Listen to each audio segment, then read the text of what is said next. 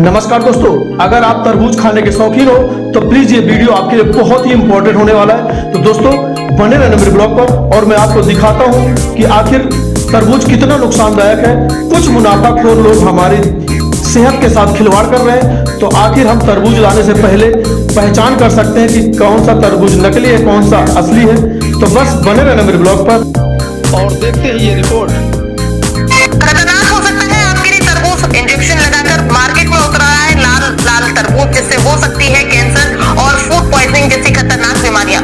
आखिर कैसे पता करें कि नकली और असली तरबूज में पहचान, हम बताएंगे। इससे जुड़ा पूरा ज्ञान। गर्मी का मौसम प्रारंभ होते ही तरबूज का मौसम भी प्रारंभ हो जाता है। कोई तरबूज का स्वाद चखने के लिए तो कोई शरीर में पानी की पूर्ति के लिए तरबूज खाता है, और ऐसे में वो दुकान जाकर लाल तरबूज देखता है ताकि गर्मी के मौसम में उसको जरूरी विटामिन मिलती रहे और वो बीमारियों से बचता रहे। लेकिन क्या आपको पता है कि जिन तरबूजों को हम स्वस्थ रहने के लिए खाते हैं वो तरबूज हमें बीमार कर सकते हैं। ऐसा इसलिए क्योंकि सब तरबूज खेतों में पकते नहीं है, बल्कि कुछ तरबूज थोड़े से लाभ के लिए खतरनाक इंजेक्शन से भी पकाए जाते हैं।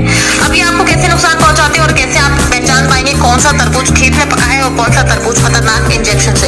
इन सभी प्रश्नों के हम आपको एक एक करके क्रमवार तरीके से उत्तर देंगे, इसलिए खबर ध्यान से सुनिएगा और समझिएगा, क्योंकि मामला आपके स्वास्थ्य से जुड़ा हुआ है। दरअसल ऐसा पाया जा रहा है कि आजकल बाजार में ऐसे तरबूज भी खूब मिलते हैं जिन्हें इंजेक्शन लगाकर लाल दिखाया जाता है।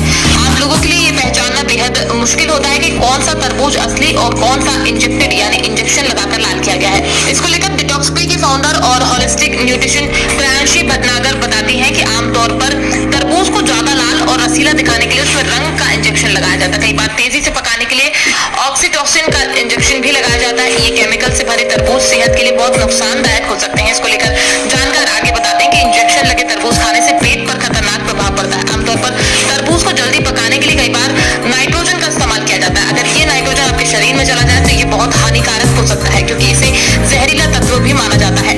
इतना ही नहीं, इन इंजेक्शन लगे तरबूज को खाने से फूड पॉइजनिंग होने का खतरा भी बढ़ जाता है। जानकार बताते हैं कि तरबूज को चटक लाल रंग देने के लिए अक्सर लेड क्रोमेट, मेथनॉल येलो और सुडान रेड जैसे कृत्रिम रंगों का इस्तेमाल किया जाता है। इन हानिकारक रसायनों वाले तरबूज खाने से फूड पॉइजनिंग होने का खतरा बढ़ जाता है। इतना ही नहीं, केमिकल से पके तरबूज खाने पर लीवर और किडनी डैमेज होने का खतरा भी रहता है। ऐसा इसलिए क्योंकि कई तरबूज को पकाने के लिए कैल्शियम कार्बाइड का इस्तेमाल किया जाता है।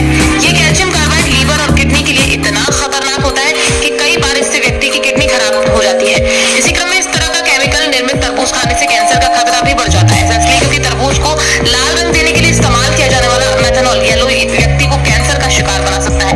बस इसलिए हमको तरबूज खाने से पहले ये पता होना जरूरी है कि तरबूज खेत पर पका हुआ है या फिर किसी खतरनाक इंजेक्शन से। अब ये कैसे पता करेंगे, अब वो भी समझ लीजिए। सबसे पहली बात तो ये समझ लीजिए कि तरबूज के एक हिस्से पर पीलापन सा होता है।